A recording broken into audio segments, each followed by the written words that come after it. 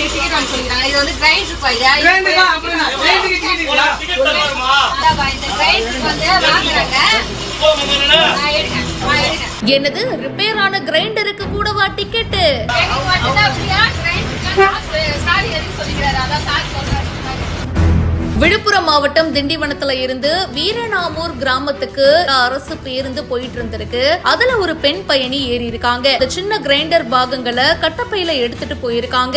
அப்போ நடத்துனர் அதை பார்த்துட்டு அதுக்கும் டிக்கெட் வாங்கணும் அப்படின்னு அந்த பெண் பயணி கிட்ட கேட்டிருக்காரு. அதுக்கு அவங்க முதல்வர் ஸ்டாலின் அவர்கள் பெண்களுக்கு இலவச பயணம் அப்படின்னு சொல்லியிருக்காரு, எதுக்கு வந்து கட்டணம் கொடுக்கணும் அப்படின்னு கேட்டிருக்காங்க. உனக்கு மட்டும்தாமா ஃப்ரீ, நீங்க கொண்டு வர பைக்கெல்லாம் கட்டணம் எடுத்துதான் ஆகணும் அப்படின்னு நடத்துனர் சொல்லியிருக்காரு. நான் எடுத்துட்டு வந்தது சின்ன பை தானே, இதுக்கு எதுக்கு காசு கொடுக்கணும்னு அவங்களும் கேட்க அப்படியே வாக்குவாதம் போயிருக்குங்க.